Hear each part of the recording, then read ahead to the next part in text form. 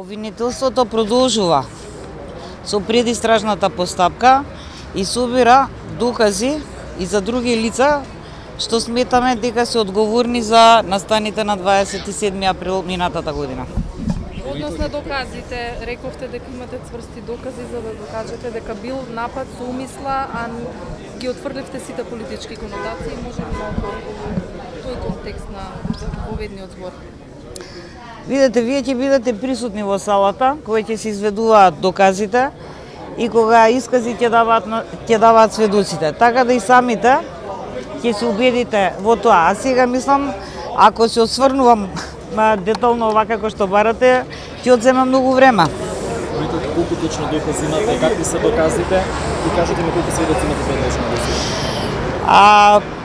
Предложени се, ми се чини околу 36 сведоци, а има многу материјални докази, особено снимките од видеонадзорот внатре во собранието, снимки од мобилните телефони, снимки од телевизиските куќи, снимки од Стопанска банка каде што се гледа собирањето на групата водиони, нивното тргнување према собранието. Што со фотографијата со шемата, не успеавме убаво да ја видиме, беше исклучен телевизорот. Што отсликува, што покажува? Таа слика имаше за цел да го прикаже започнувањето на повикувањето на луѓето во Одион, а потоа и поврзаноста на обвинетите на некој начин. Која игра централната улогата? Како мислите централната улога? Целата таа шема. Па секоја група си има своја централна фигура.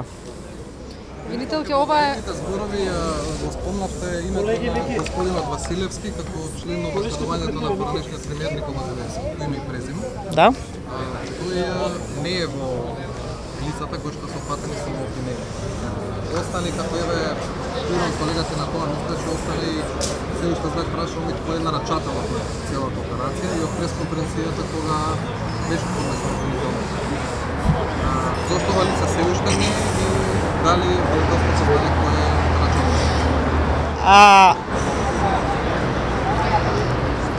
Обвинителството не може да работи под предпоставки и со озборувања. Кој ќе имаме цврсти докази и за организаторите или нарачателите, вие кои што ги викате, тогаш и тие ќе бидат обвинети. До сега се обвинети само лицата за кои навистина имаме цврсти докази.